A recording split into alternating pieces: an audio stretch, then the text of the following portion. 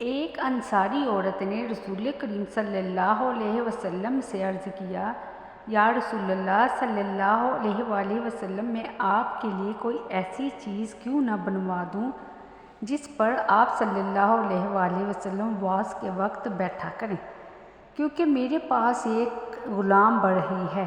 آپ صلی اللہ علیہ وسلم نے فرمایا کہ اچھا، تمہاری مرضی۔ راوی نے بیان کیا کہ پھر جب منبر علم کے لیے اس نے تیار کیا تو جمعہ کے دن جب حضرت صلی اللہ علیہ وسلم اس پر بیٹھے تو اس کھجور کی لکڑی سے رونے کی آواز آنے لگی، جس پر ٹیک دے کر آپ صلی اللہ علیہ وسلم پہلے خطبہ دیا کرتے تھے۔ ایسا معلوم ہوتا تھا کہ وہ پھٹ جائے گی۔ یہ دیکھ کر نبی کریم صلی اللہ علیہ وسلم منبر پر سے اترے اور اسے پکڑ کر اپنے سینے سے لگا لیا۔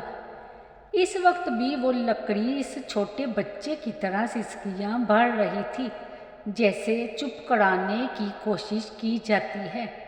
اس کے بعد وہ چپ ہو گئی۔ حضرت صلی اللہ علیہ وسلم نے فرمایا، اس کے رونے کی وجہ یہ تھی کہ یہ لکڑی خطبہ سنا کرتی تھی۔